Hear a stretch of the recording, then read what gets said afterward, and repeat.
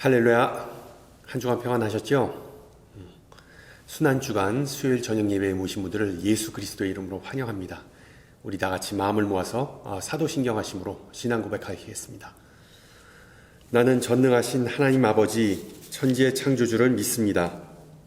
나는 그의 유일하신 아들 우리 주 예수 그리스도를 믿습니다. 그는 성령으로 잉태되어 동정녀 마리아에게서 나시고 본디오 빌라도에게 고난을 받아 십자가에 못 박혀 죽으시고 장사된 지 사흘 만에 죽은 자 가운데서 다시 살아나셨으며 하늘에 오르시어 전능하신 아버지 하나님 우편에 앉아 계시다가 거기로부터 살아있는 자와 죽은 자를 심판하러 오십니다. 나는 성령을 믿으며 거룩한 공교회와 성도의 교제와 죄를 용서받는 것과 몸의 부활과 영생을 믿습니다. 아멘. 우리 함께 찬송가 154장 하시겠습니다. 154장. 예전 찬송가는 139장이고요. 154장 찬송입니다. 생명의 주여 면류관, 우리 순환주간 찬양이죠. 네, 우리 함께 가사를 생각하면서 찬양하시겠습니다.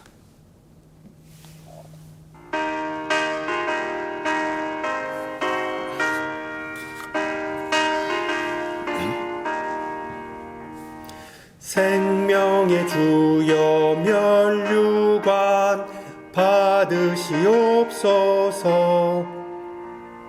날 위해 쓰신 가시관 나 기억합니다.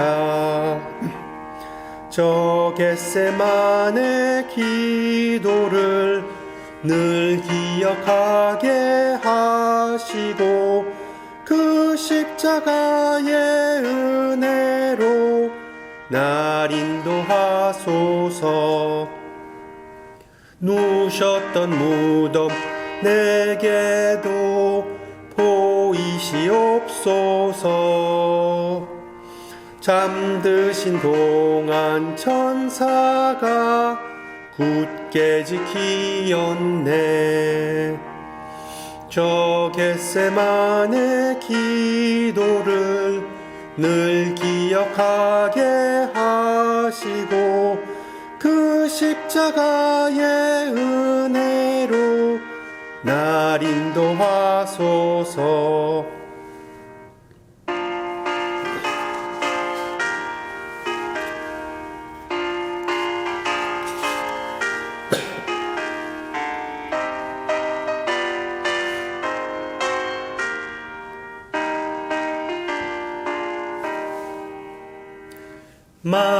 마리아처럼 새벽에 주께로 갑니다. 빈 무덤 내게 보이사 날 가르치소서. 저 겟세마네 기도를 늘 기억하게 하시고 그 십자가의 은혜로 날 인도하소서. 고난의 잔을 날 위해 다 마셨나이다. 나 항상 나의 십자가 감당케 하소서.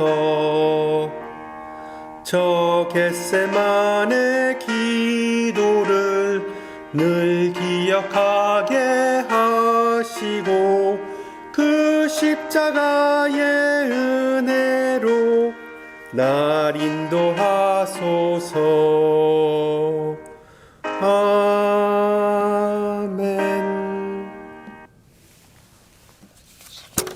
네, 하나님께서 오늘 저녁 우리에게 주신 말씀 빌립보서 2장 1절에서 11절입니다. 빌립보서 2장 1절에서 11절, 제가 가진 성경으로 신약 319페이지입니다. 319페이지.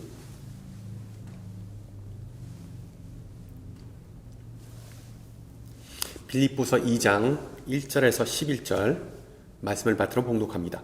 그러므로 그리스도 안에 무슨 권면이나 사랑의 무슨 위로나 성령의 무슨 교제나 긍휼이나 자비가 있거든 마음을 같이하여 같은 사랑을 가지고 뜻을 합하며 한 마음을 품어 아무 일에든지 다툼이나 허영으로 하지 말고 오직 겸손한 마음으로 각각 자기보다 남을 낮게 여기고 각각 자기 일을 돌볼 뿐더러 또한 각각 다른 사람들의 일을 돌보아 나의 기쁨을 충만하게 하라.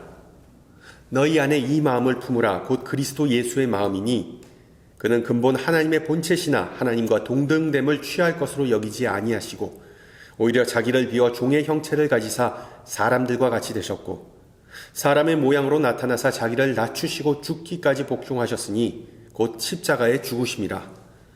이러므로 하나님이 그를 지극히 높여 모든 이름 위에 뛰어난 이름을 주사 하늘에 있는 자들과 땅에 있는 자들과 땅 아래에 있는 자들로 모든 무릎을 예수의 이름에 꿇게 하시고 모든 입으로 예수 그리스도를 주라 시인하여 하나님 아버지께 영광을 돌리게 하셨느니라.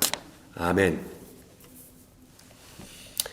이제 순환주간을 맞이하여 사순절 영적 훈련 시리즈를 마무리 짓고자 합니다. 지금까지 예수께로 더 가까이 인도해주는 몇 개의 영적 훈련을 살펴보았는데 오늘 저녁에는 신앙생활에서 다른 모든 영성 훈련의 핵심인 자기 부정, 자기 희생에 좀 집중하고자 합니다. 자기를 비우는 것은 모든 그리스도인이 갈아야 할 길임은 부정할 수 없는 사실입니다. 영적 훈련에 관해 제가 개인적으로 2명의 영성 작가의 지대한 영향을 받은 것 같습니다. 공교롭게도 둘 다 미국 장로교 목사인데 한 명은 프레드릭 비크너이고 그리고 또 다른 한 명은 유진 피더슨입니다. 특히 피더슨 목사가 저술한 The Jesus Way, 한국말로 그 길을 걸으라 라는 책이 있는데 거기서 기독교의 핵심 교리인 성육신론과 구원론에 대해 아주 명쾌하게 설명하고 있습니다. 그는 이렇게 말합니다. 우리가 하나님에게 가는 길은 하나님께서 우리에게 오신 길과 같다. 하나님은 예수를 통해 우리에게 오시고 우리는 예수를 통해 하나님에게 간다.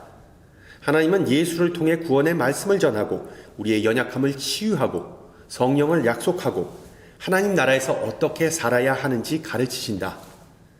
바로 그 같은 예수를 통해 우리는 기도하고 믿게 되고 하나님의 음성을 듣고 순종하고 사랑하고 하나님에게 영광을 돌린다. 예수는 하나님께서 우리에게 오신 길이다. 예수는 우리가 하나님에게 가는 길이다. 그리고 마지막으로 그는 이런 재미있는 표현을 씁니다. 올라가는 길은 내려가는 길과 같은 길이다. 초대교인들에게 예수님은 그들이 나아가야 할 유일하고 완전 무결한 길이었습니다. 길. 그러므로 사도행전에서 초대교회를 the way, 즉 도라고 명명하기도 하죠. 정말 초대교인들은 예수님을 따르고 본받는데 최선을 다하면서 살았습니다. 그러나 또한 갑자기 서로 다른 사람들이 한 마음 한 뜻으로 같은 길을 걷는다는 것이 얼마나 어려운지, 즉 최선이 결코 최고는 아니라는 점을 그들은 곧 깨닫게 되죠. 한국말 표현 중에 오게티라는 말이 있는데 이것은 영어로는 a fly, 파리, 그러니까 a fly in the ointment, 즉 연고 아니면 화장품 속에 파리가 떨어졌다라는 뜻입니다. 무슨 뜻인지 아시겠죠?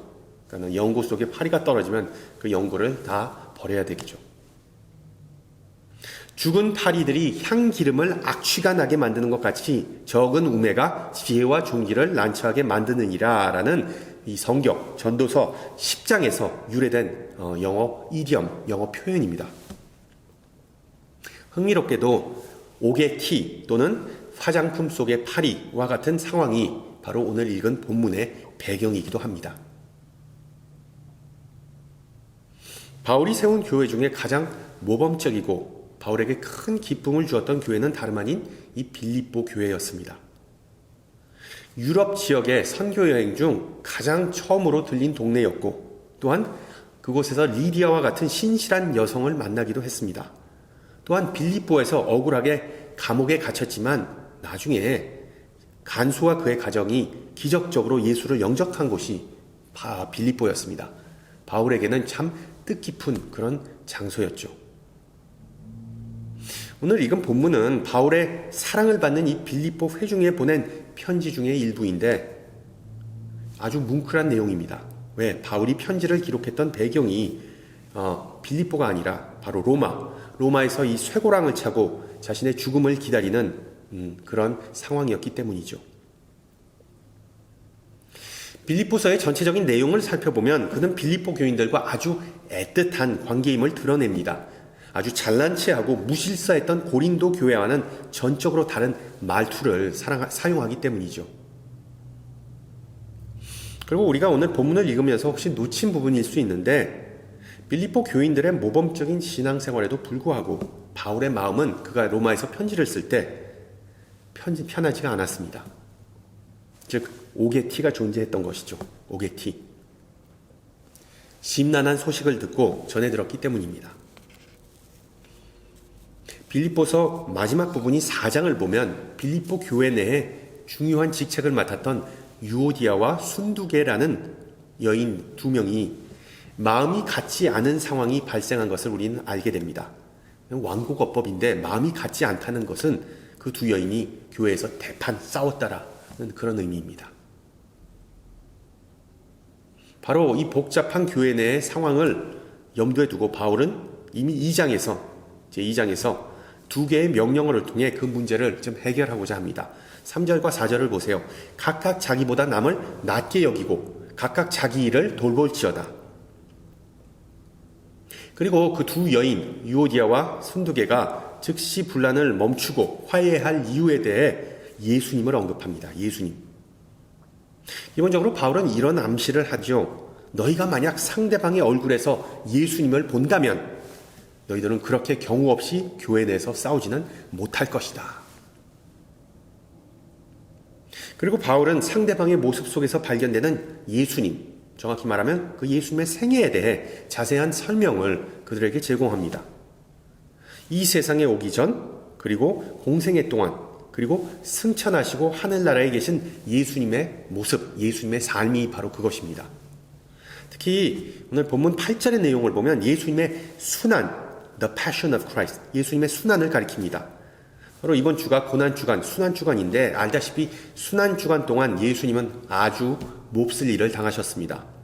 그러나 부활의 아침에 반전이 일어납니다.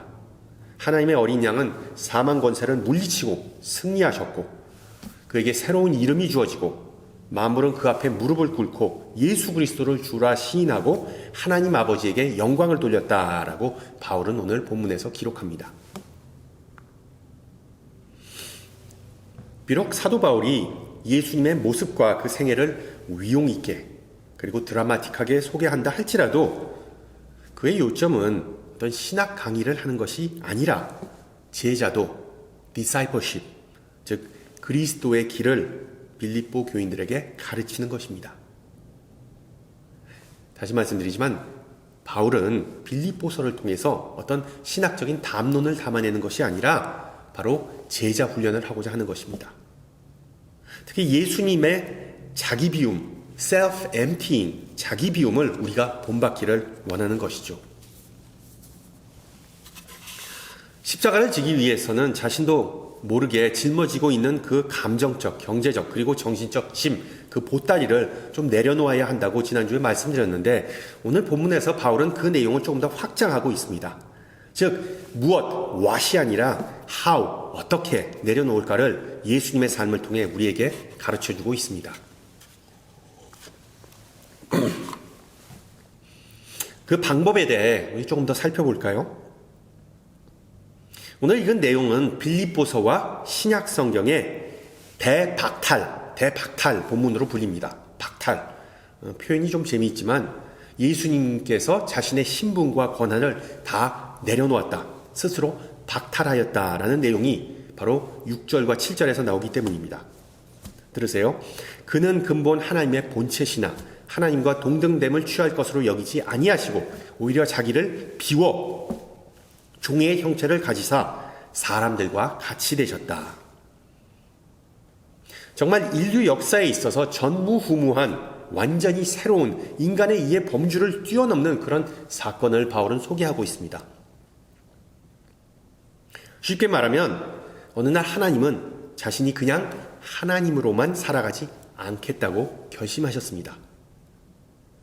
그래서 어떤 기적적인 사건을 통해 동정녀 탄생, 자기 자신을 비우셨습니다. NIV 성경에는 자기 자신을 무용한 존재로 만들어버렸다라고 번역합니다.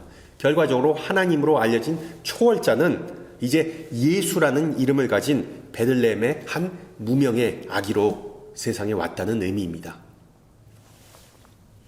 그리고 그 아기 예수는 오직 하나님으로서 선제, 그러니까 역사가 시작하기 전부터 선제하셨던 분이시지만 이제는 신과 인간이 결합된, 그러니까 혼합된 그런 존재가 되셨고, 우리도 스스로 낮추어야 할 때, 우리 자신을 비워야 할 때 바로 그 예수님의 삶을 바라보고 그 예수님의 삶을 참고할 수 있다는 얘기입니다. 예수님께서 하늘나라에 두고 오신 그 모든 권한을 바울은 다음과 같이 정리합니다. 예수님은 인간이 되기 위해 하나님의 신분을 포기하셨다. 종이 되기 위해 만물의 주라는 권한을 스스로 박탈하셨다. 높은 보좌를 거절하고 낮은 자리를 택하셨다. 마지막으로 하나님으로서의 영생 불멸을 내려놓으시고 인간으로서 죽음을 택하셨다. 이렇게 보시면 됩니다. 예수님의 비우심은 마치 세상에서 가장 부자였던 사람이 전 재산을 하루아침에 다 잃어버리고 이 아마존 물류센터에서 일용직 사원이 돼버린 것과 비슷한 상황이죠. 그러나 예수님의 경우 그 밑바닥으로의 추락은 비교할 수조차 없었습니다. 왜? 억만장자가 일용직 사원이 된다 하더라도 그는 여전히 인간으로서의 삶을 누리지만 예수님이, 즉 하나님이 인간이 되신 사건은 그 신체적 조건마저 아예 완전히 바꿔져 버렸기 때문이죠. 이제 다시는 하나님이 된다는 보장이 예수님에게는 없었기 때문입니다. 성육신은 기독교 교리 중에서 쉽지 않은 내용입니다. 더군다나 바울은 그 복잡한 내용을 단 몇 개의 짧은 구절로 요약하다 보니 그 심오한 내용을 우리가 오늘 본문에서만 잘 파악하기가 힘듭니다. 물론 바울의 요점은 간단하죠. 앞서 말씀드린 것처럼 빌립보 교인들아 너희는 예수의 충성스러운 제자가 되라. 즉 자신의 멘토인 바울과 그리고 주인 되신 예수님과 같은 마음, 한 마음을 품어야 한다는 것이 바울의 주 논지입니다. 자, 그렇다면 이 예수님의 그 정말 파란만장한 인생이 다소 영감을 줄 수는 있지만 그것이 어떻게 빌립보 교인 그리고 우리 현대 그리스도인을 작은 예수로 변하게 할 수 있는지에 대해 의구심을 나타낼 수 있겠죠. 우리가 어떻게 예수님의 이야기와 우리의 이야기를 같이 일치시킬 수 있을까? 왜 그렇지 않습니까? 옛날에 한국에 사셨던 분들은 아시겠지만 학교 앞에서 책 장수들이 트럭을 세워놓고 이 책을 팝니다. 그럼 부모님들이 솔깃해가지고서는 큰 마음 먹고 자녀에게 그 책 전집을 20권, 30권 되는 그런 책을 아예 그냥 구매해 줍니다. 그 대부분 책들이 무슨 전래동화 아니면은 세계의 위인전, 그 위인전에 대해서 위대한 인물에 대해서 생애에 대해서 한두 권쯤은 여러분 다 읽어보셨을 거예요.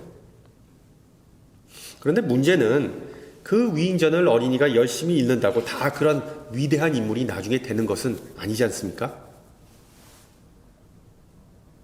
그런데 지금 바울은 오늘 빌립보서를 통해서 우리가 예수님의 생애를 본받으면 예수님과 같이 위대한 사람이 될 수 있다라고 주장하는 것입니다. 즉 예수님과 같은 마음을 품게 되고 아무 일에든 다툼이나 허영으로 하지 않게 되고 각각 자기 일을 돌볼 뿐더러 또한 각각 다른 사람의 일을 돌볼 수 있게 된다는 것입니다. 와우, 우리 중에 이렇게 사는 사람 어디 보신 적 있나요?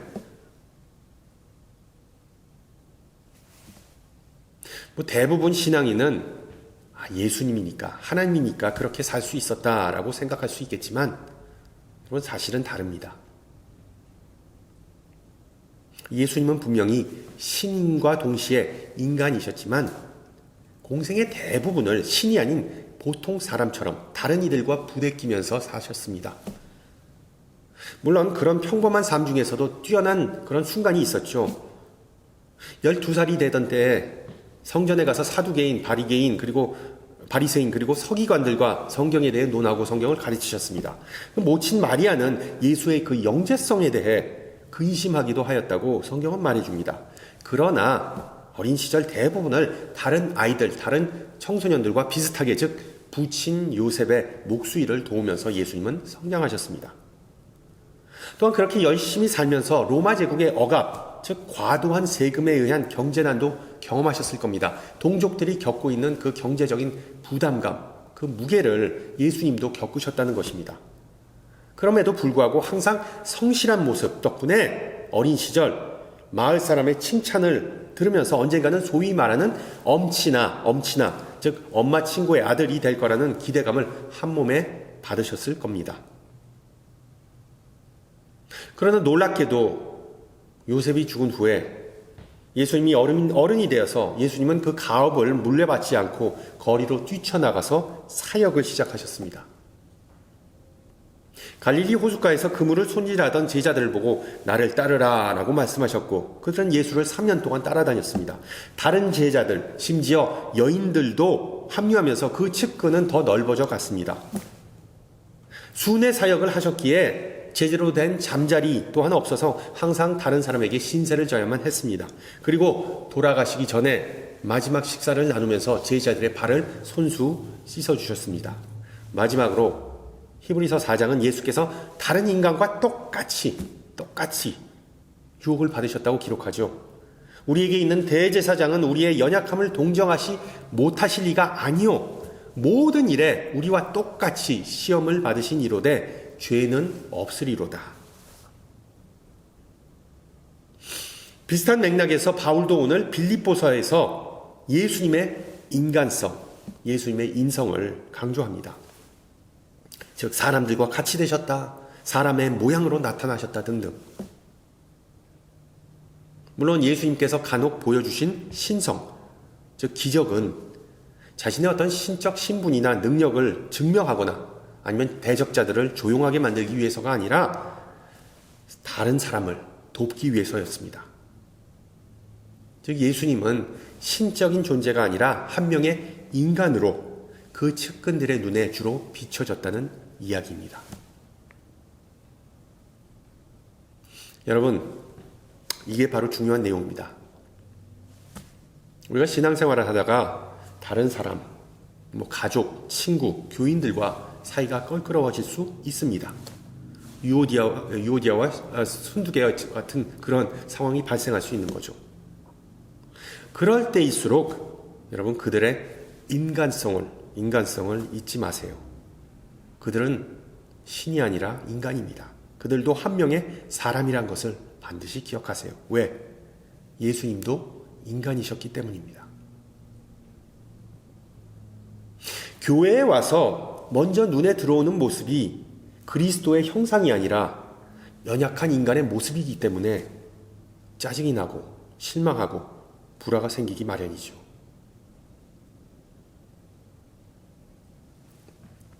미국 독립선언문 2번째 조항, 그 내용, 모든 사람은 평등하게 창조되었으며 이들은 창조주에게 생명, 자유, 행복의 추구를 포함하는 양도 불가능한 권리를, rights를 부여받았다입니다. 그런데 여러분 현실에서는 어떻습니까? 모든 인간이 절대로 평등하지 않습니다. 심지어 우리가 사는 미국에서 피부 색깔로 인해 인권이 유린당하거나 심지어 돈이 없어서 법정에서 불리한 판결을 받게 됩니다. 여러분 오해하지 마세요. 미국 독립선언문의 요점은 인생은 불평등하지만 인간성은 다 똑같다라는 그런 의미입니다. 예수님의 경우를 보세요. 이 세상에 오신 예수님은 육신이 생기셨습니다. 고통도 느끼시고 유혹도 받으시고 슬픔과 실망을 맛보셨습니다. 세례 요한이나 나사로가 죽었을 때 다른 이들이 배신하였을 때 눈물을 흘리셨습니다. 때로는 병들고 굶주린 백성이 우르르 자신에게 몰려오는 모습을 보시고 가슴이 무너졌다고 성경은 말합니다. 보다시피 예수님은 참된 인간이었습니다. 그리고 예수님의 공생애는 우리가 서로를 어떻게 대하고 어떠한 관계를 유지해야 하는지를 보여주고 있는 셈이죠. 따라서 매사에 있어 상대방의 인간성을 좀 기억하시기 바랍니다. 다른 이에게 막 퍼붓기 전에 그 사람의 처지에서 한 번 더 생각해 보세요. 다른 이를 비판하기 전에 내가 알지 못하는 사정이 있겠지라고 생각하세요. 남에게 피해를 주기 전에 먼저 친절을 베푸세요. 항상 내가 아니라 남을 내 앞에 놓는 것, 그것이 바로 그리스도의 도, 제자도, 십자가의 길입니다. 그것이 바로 예수님의 자기 비움이 우리에게 가르쳐준 사실입니다. 즉 우리는 모두 하나님의 형상을 가진 인간입니다.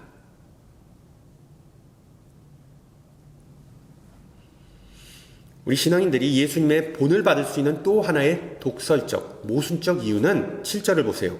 오히려 자기를 비워 종의 형체를 가지사 사람들과 같이 되셨기 때문입니다. 자, 여기서 말하는 종은 좀 순화된 표현이고 원래의 용어는 바로 노예입니다. 노예, slave. 노예 제국에는 바울이 살았던 그 로마 제국 당시에는 수많은 노예가 있었는데 그들은 존재감이 전혀 없었고 자존감도 바닥을 쳤습니다. 물론 소수의 노예가 좀 높은 위치에, 사회적 위치에 있었던 것도 사실입니다. 예를 들어서 가정교사나 아니면 가계부를 담당했던 노예들이 바로 그들입니다. 그러나 노예는 노예였을 뿐입니다. 법적으로 노예는 주인의 소유물이었습니다. 노예가 도망쳤다가 잡히면 가혹한 형벌을 받았습니다. 노예는 오직 주인을 위해 존재하는, 살아가는 그러한 인물이었습니다. 우리 애가 달라졌어요 라는 한국 TV 프로가 있는데, TV 쇼가 있는데, 이 쇼를 보면은 부모가 요즘은 아예 노예 같고 자녀가 주인인 경우가 많더군요. 네. 애가 그냥 부모한테 큰 소리 치고 그냥 눈을 그냥 부릅뜨고 그냥 심지어 욕까지 하면서, 그러면 그런 경우를 보면은 부모는 그냥 상전 모시듯 어쩔 줄 몰라서 그냥 굽실대는 그런 상황이 발생합니다. 그런 모습을 보면서 와, 세상이 달라졌구나 라는 생각이 들었죠. 물론 부모와 자녀의 관계는 주종의 관계는 아니지만 여러분, 질서가 무너지면 가정도 무너지는 거죠. 다시 본문으로 돌아와서 바울은 예수님을 종, 즉 노예로 묘사합니다. 여러분은 예수님을 노예로 생각해 본 적이 있으신지요? 물론 예수님은 노예가 아니었습니다. 신분상으로는 평민이었습니다. 그러나 예수님은 노예와 같이 남을 섬기면서 사셨습니다. 그리고 제자들에게도 그렇게 살라고 계속해서 가르치셨죠. 시종이나 하녀와 같이 자기를 그냥 굽실대고 자기 비하하라는 그런 뜻이 아니었습니다. 마찬가지로 예수님은 우리가 우리 자신을 멸시하라고 말씀하시지 않습니다. 그냥 남을 존경하고 남을 도우라고 명하십니다. LA에 있는 세들백 교회 원로 목사 릭 워런은 다음과 같이 말합니다. 종은 자신이 아니라 다른 이에게 초점을 맞춘다. 그것이 바로 참된 겸손이다. 우리 자신을 모자란다고 생각하는 것이 아니라 우리 자신을 덜 생각하는 것이 참된 겸손이다. 맞습니다. 바울도 바로 이 부분을 강조합니다. 예수님과 같은 마음을 품는 것은 바로 종의 마음을 품는 것이다. 마찬가지로 누가복음에서도 예수님은 servant leader, 즉 섬기는 지도자가 되라고 제자들에게 언급하시죠. 너희는 그렇지 않을지니 너희 중에 큰 자는 젊은 자와 같고 다스리는 자는 섬기는 자와 같을지니라. 또한 마태복음에서도 그렇게 말씀하십니다. 인자가 온 것은 섬김을 받으려 함이 아니라 도리어 섬기려 하고 자기 목숨을 많은 사람의 대속물로 주려 함이로다. 이것이 바로 그리스도의 도, 제자도입니다. 예수님의 자기 비우심이 우리에게 가르쳐주는 그런 방향입니다. 예수님을 주라고 시인하고 종된 마음을 품으시기 바랍니다.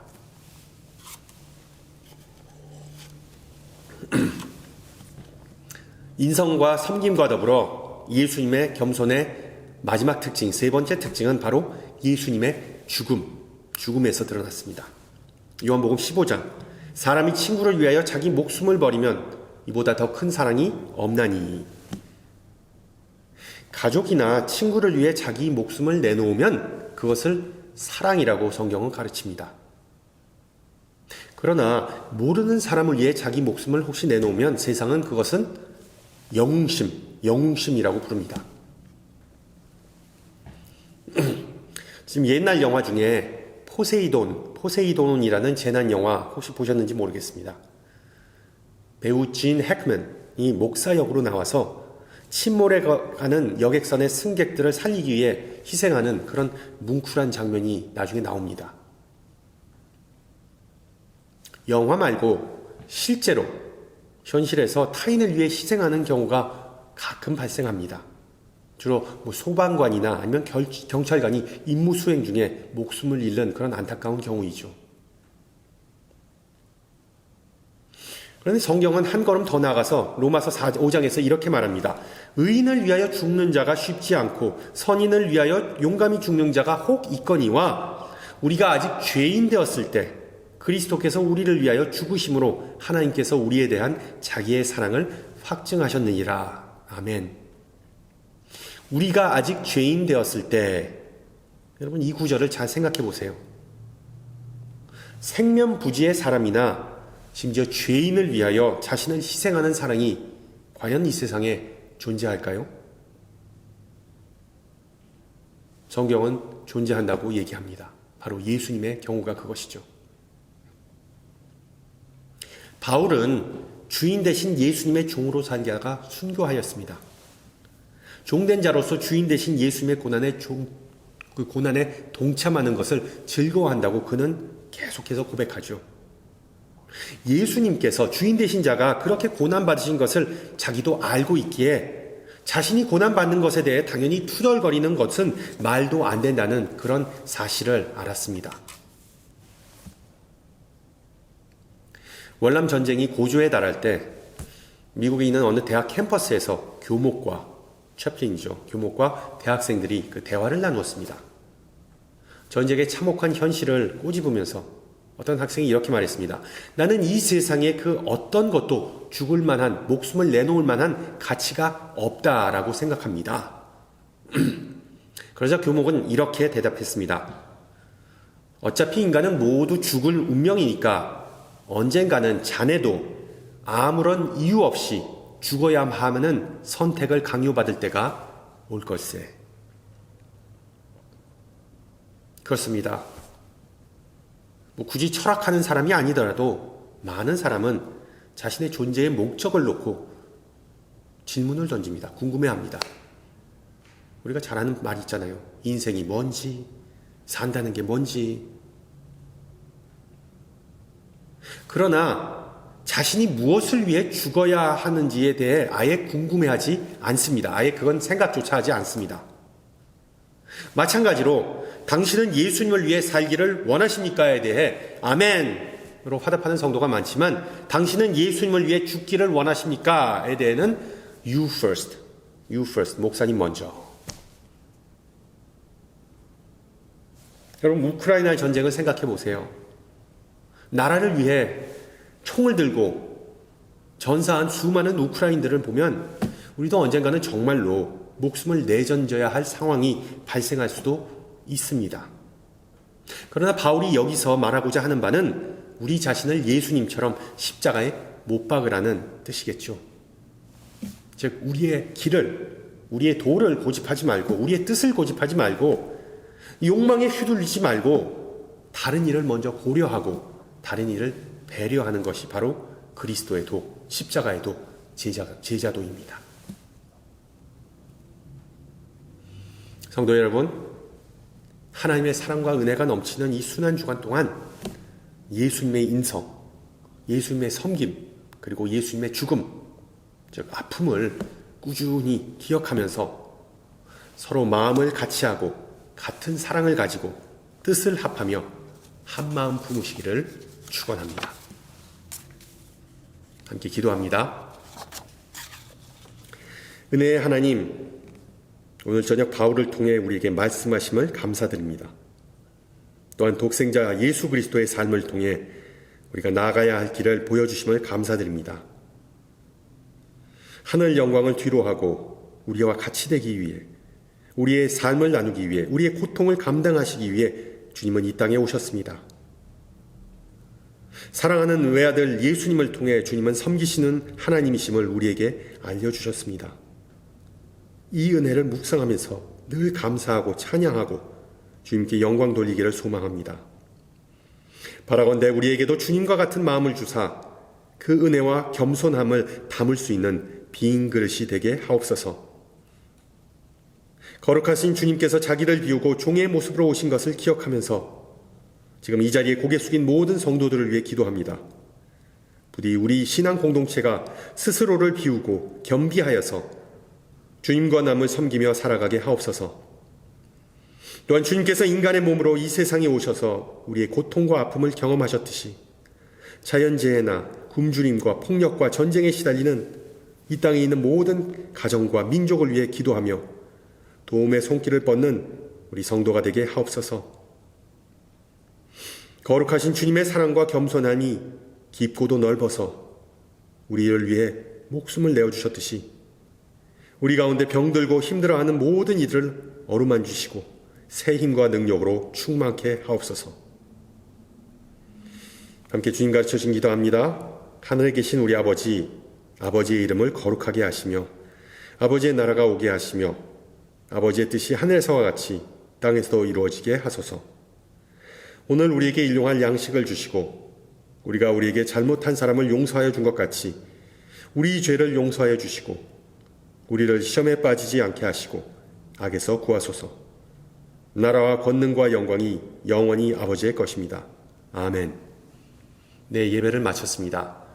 복된 수단 주간 보내시고요. 그리고 예수님의 고난에 동참하시고 그리고 이 돌아오는 금요일, 성금요일 예배 7시 반에 뵙도록 하겠습니다. 샬롬.